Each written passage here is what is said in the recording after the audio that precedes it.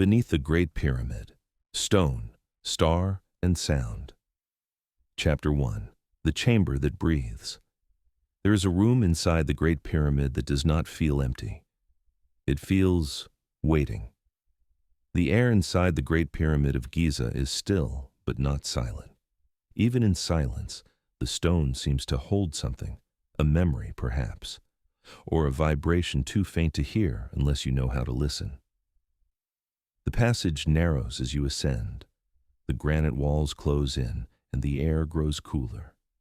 Your footsteps echo, not sharply but deeply. The sound doesn't bounce away, it settles.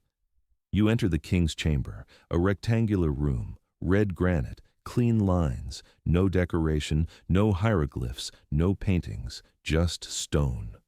The sarcophagus sits quietly in the corner, lid long gone, empty. But the room is not empty. Stand still long enough, and you feel it. The geometry presses gently against the senses. The walls are too exact, the ceiling too heavy. Above it, 5 relieving chambers stacked with granite beams, each one weighing dozens of tons. Above that, millions of stones pressing downward in silent, eternal compression. The room is underweight, and yet it does not feel crushed. It feels tuned. If you hum softly, very softly, something curious happens. The sound does not merely echo, it swells. Low tones bloom inside the chamber. The air thickens. The vibration returns to your chest, as though the room has answered. This is not imagination. Acoustic researchers have measured it. The chamber resonates at low frequencies, around 30 hertz, deep tones that you feel more than hear, the kind that move through bone. Granite reflects sound fiercely. It absorbs almost nothing, and granite contains quartz. Quartz, under pressure, responds to vibration. The pyramid has been under pressure for 45 centuries. Was this room meant to sing? Or did it discover its voice long after the builders were gone? The ancient Egyptians did not write about this chamber's sound. They left no inscription describing resonance, no papyrus explaining frequency ratios. Yet they were masters of observation. They watched the stars with extraordinary precision. They aligned this monument to true north with an error of less than a fraction of a degree. They leveled its base within centimeters across 230 meters of desert. They understood precision. So perhaps they also understood experience. Perhaps when workers first sealed the chamber, someone spoke and the stone replied. And perhaps someone important listened. Chapter 2. Shafts to the Imperishable. 2 narrow openings rise from the king's chamber. They are no wider than a handspan. For centuries they were called air shafts, but air does not travel them efficiently. They do not ventilate the room in any practical way. Instead, they point. The southern shaft angles upward toward a sky that once held Orion, exactly where the Egyptians believed Osiris ruled the afterlife. Osiris, the god of resurrection, the divine king reborn among the stars. The northern shaft aims toward the circumpolar stars, the imperishable ones, the stars that never set, the stars that do not die beneath the horizon.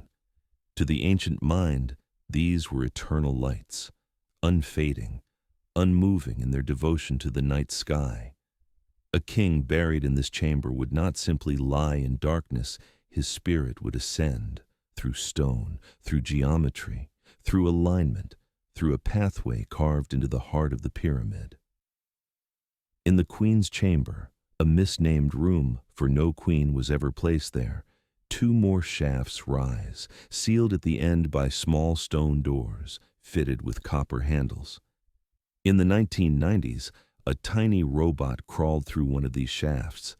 It found another small cavity beyond, a hidden space, a second door, no grand treasure, no glittering revelation, just mystery layered upon mystery.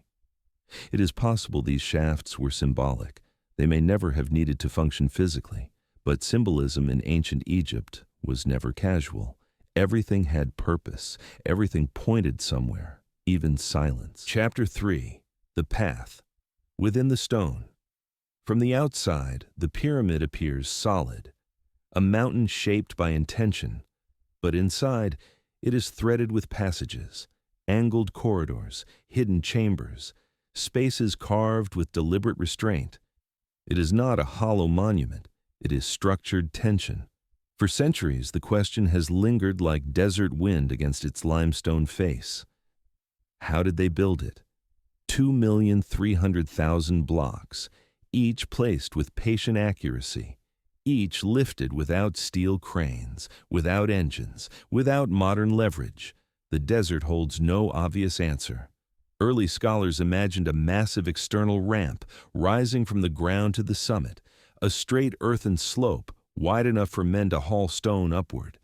It seems simple, but simplicity collapses under mathematics. To reach the pyramid's original height, nearly 147 meters, the ramp itself would need to be enormous.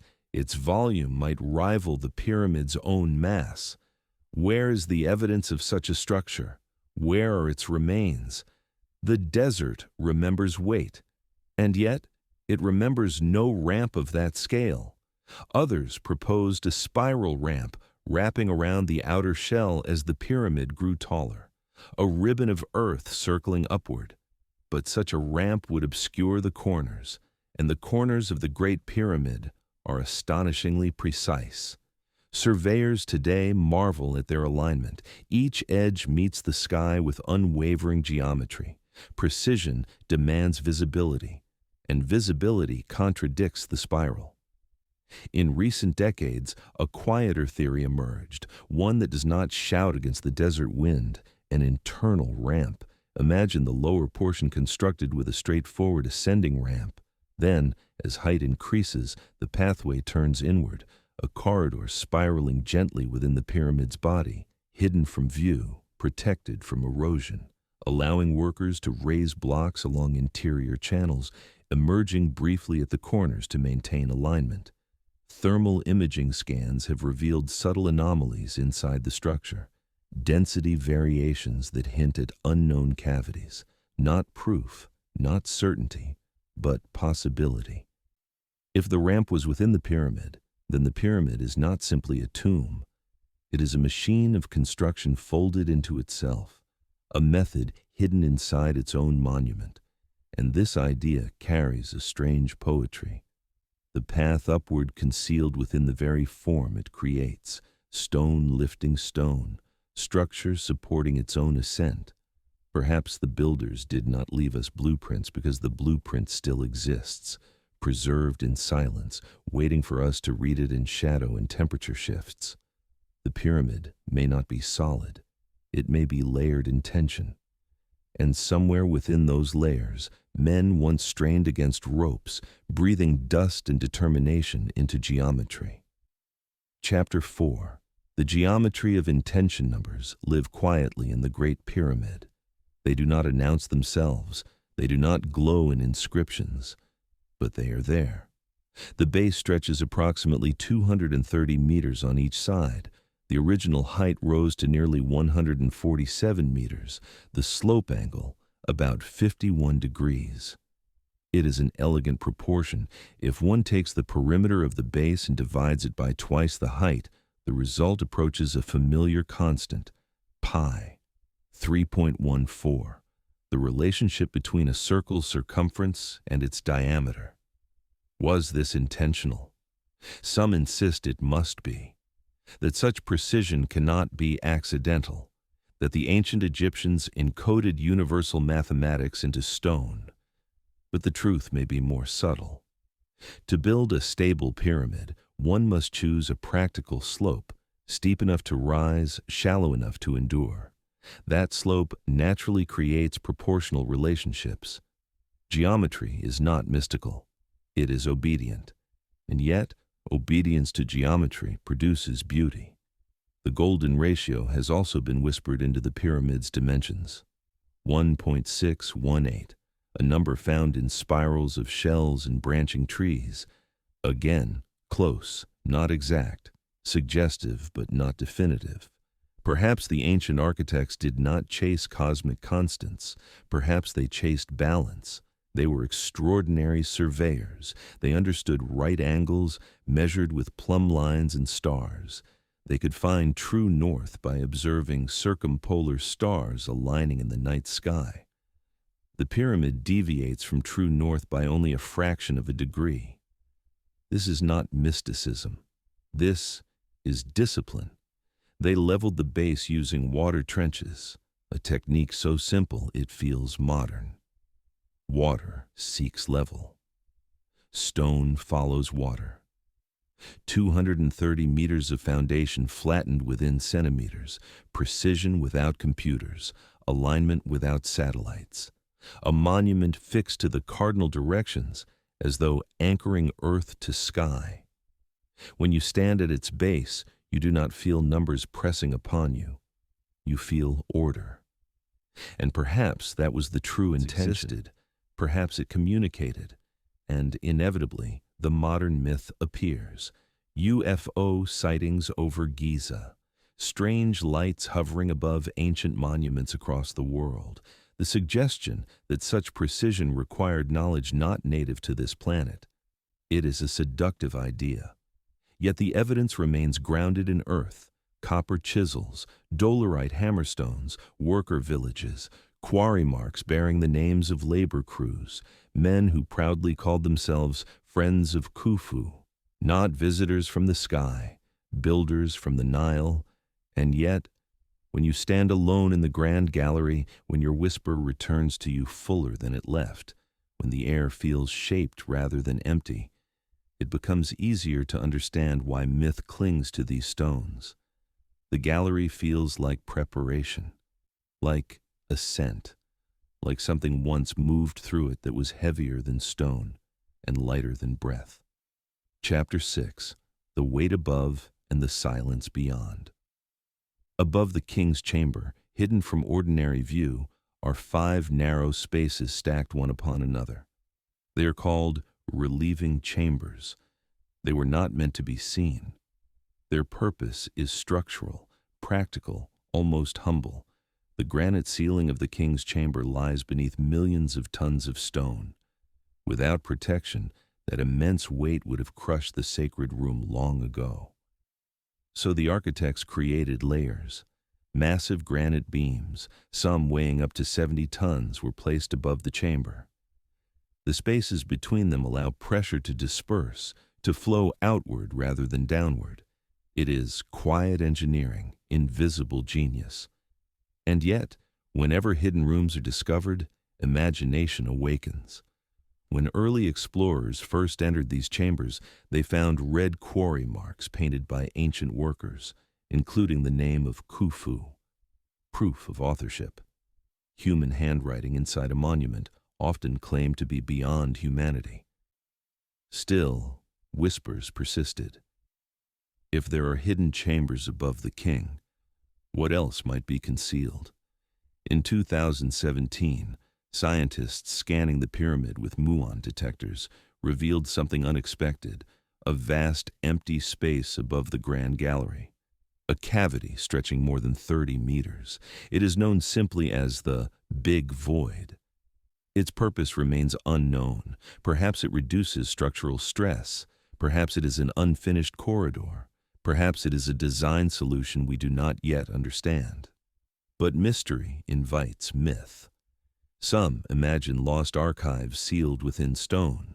Others imagine advanced technologies removed before recorded history began.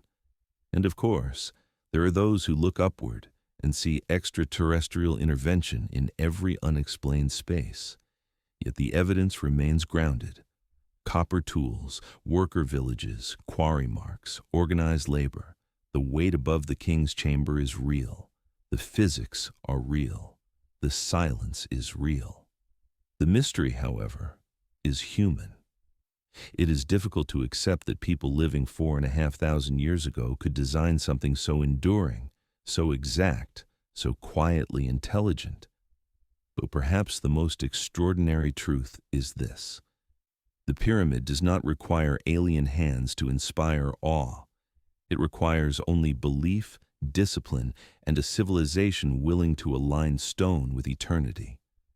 The silence above the chamber is not cosmic secrecy. It is engineering, and it has been holding its breath for 45 centuries.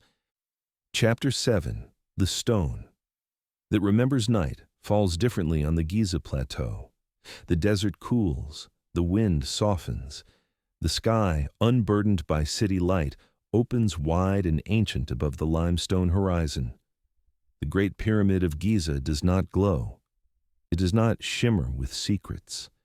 It stands in stillness, immense, geometric, patient. For 45 centuries it has watched the stars turn. It has watched Orion rise and drift slightly from its former place. It has watched empires gather and collapse like breath against stone. It has endured conquest, erosion, curiosity, and speculation, and still it remains. Inside, the passages lie quiet. The grand gallery waits in shadow. The king's chamber holds its breath beneath layered granite beams, the shafts still aimed toward the sky. Though the heavens have shifted by fractions of degrees, the resonance remains. If you were to stand in the chamber tonight and hum, softly, almost shyly, the tone would swell as it did thousands of years ago. The stone would answer, not loudly, not dramatically, but faithfully. Sound does not forget its path. The relieving chambers above continue their silent work, carrying weight away from the sacred space below. The big void rests unseen within the structure, an unanswered question suspended in limestone. Mystery survives not because answers are absent, but because wonder persists. We have measured the alignment. We have scanned the voids. We have calculated the slope and debated the ratios. We have proposed ramps, straight, spiral, internal, imagining the hands that lifted each block. We have chased whispers of hidden technology and dismissed the fantasies of alien architects. We have found worker graffiti in red ochre and villages buried beneath sand. Every discovery draws the monument closer to humanity. And yet, the closer it becomes, the more astonishing it feels. It was not built by gods. It was not lowered from the sky. It was raised by people who understood stars, stone, weight, and belief. They aligned it to true north, using nothing but observation and patience. They leveled its base with water and gravity. They distributed pressure through hidden chambers. They shaped granite into a room that hums when spoken to. They built a structure that balances earth and sky with nothing but geometry and will. Perhaps that is why the myths refuse to die, because when something human reaches this scale of precision and endurance, it feels almost supernatural. It forces us to reconsider our assumptions about the past and about ourselves. The pyramid does not require extraterrestrial hands to be extraordinary. Its greatness lies in its restraint. No elaborate carvings, no boasting inscriptions, no grand explanation carved into its walls. Only form, only alignment, only silence. It does not tell us what it is. It invites us to listen, and so we stand before it, modern, analytical, restless, trying to decode a structure that was never meant to shout its meaning. Perhaps the pyramid was always less about death and more about order, less about burial and more about alignment, a monument to permanence in a world of impermanence, a reminder that stone can outlive memory. And yet, even now, beneath the weight of millions of blocks, within a chamber that breathes in low frequencies and whispers back your voice, there is something that resists complete explanation. Not alien, not mechanical, not mystical in the theatrical sense, but present, as if the stone itself remembers the hands that shaped it, as if the silence inside it is not empty at all. And if you listen long enough, in the cool darkness, under the steady aim of ancient shafts pointing toward eternal stars, you may begin to sense that the pyramid is not merely a monument to the past.